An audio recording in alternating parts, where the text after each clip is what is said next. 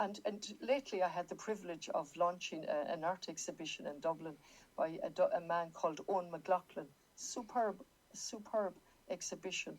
And he had used birch as part of his exhibition, the birch tree.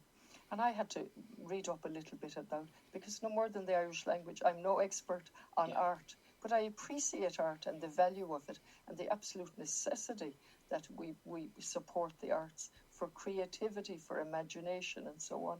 But looking around at his exhibition and doing a little research on it, I looked at the birch tree, and it's known as a pioneering tree. And again, it goes around in a circle to the Celtic mythology, which you mentioned already, and I'll come back to. But birch is known as a pioneering tree, so we have two types, the tawny birch and the silver birch that people are very familiar with.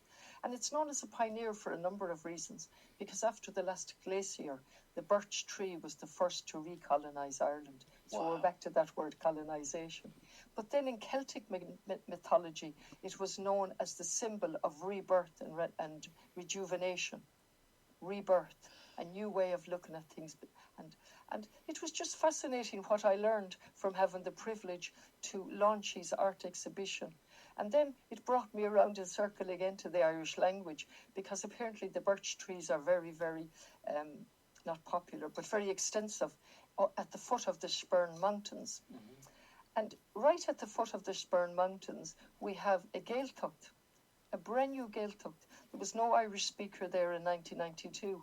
And now we have over 200 and something speakers of Irish. Beautiful. So you've got your little rebirth there. We have an all-Irish school. We have a thriving GA club for girls and boys. And the best thing, they bought 200 acres in trust for the community. So we had a whole rebirth here. And all of that came along really as a result of that artist's work in Dublin that I had the privilege of launching. And back to the Irish language, back to nature, and Irish language being part of the solution in relation to climate change.